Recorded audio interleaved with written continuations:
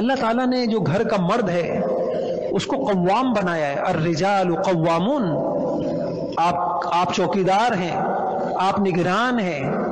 آپ کا کام گھر کی خواتین، ان کی عزت عصمت کی حفاظت، چوکیداری کرنا اور آنکھیں کھلی رکھنا، اپنی ذمہ داریوں کو پورا کرنا، اس بات کا احساس کرنا، روک ٹوک کرتے رہنا، لچکدار اور ڈھیلے پن کا مظاہرہ نہ کرنا، اور دیکھنا بیٹی کیا پہن کے گھر سے باہر نکل رہی ہے، بیوی کیا پہن کے گھر سے باہر نکل رہی ہے، کن کے پاس آ رہی ہے، رات کو کہاں سے آ رہی ہے، کن کے پاس اٹھنا بیٹھنا ہو رہا ہے.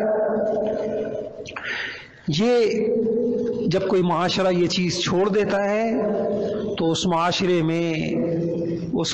میں فساد آتا ہے، اور پھر ایسے واقعات رونما ہوتے ہیں کہ بھائیوں انسان آنکھ اٹھا کے چلنے کے قابل نہیں رہتا. اور یہ ہو رہا ہے ہمارے گھروں میں.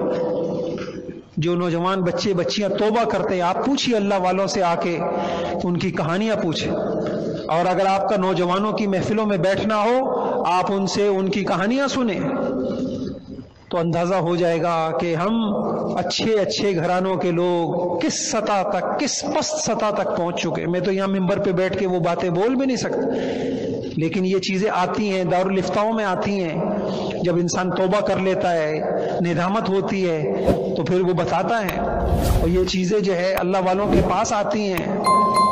اور پھر سچی بات یہ ہے کہ ہم بھی اسی معاشرے میں پل بڑھ رہے ہیں. کیسے کسی کو نہیں پتا کہ کیا ہو رہا ہے کیا نہیں ہو رہا. اسی کو حضور علیہ الصلوۃ والسلام نے فرمایا